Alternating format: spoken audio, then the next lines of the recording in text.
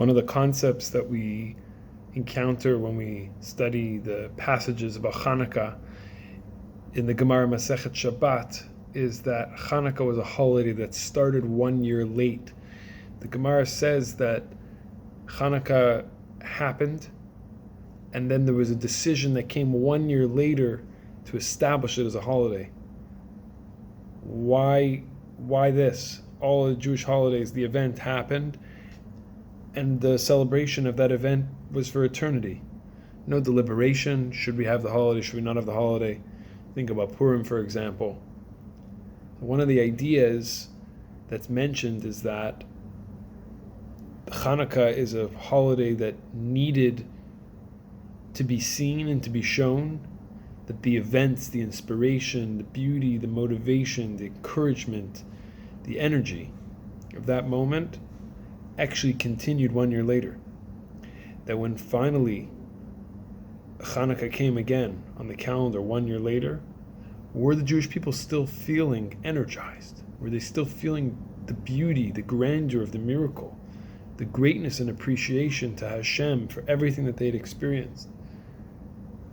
And when the community saw, when the rabbis saw that inspiration was still there, was just as strong, there was just as much of a feeling of, wow, what we were merited, then they said, this holiday is worthy for eternity. And here we are today. Shasanisim lavotenu bayamim ahem bazman hazeh, that we can appreciate a miracle that happened then and see it in the modern context. My words in this video, in this Dvar Torah, are dedicated in memory of my grandfather, Chaim ben Tzvi v'Sima, Zichrono livracha. I think one of the identifying features of my grandfather, as we've been hearing in the days of Shiva since his passing, is this idea of when you left an encounter with my grandfather.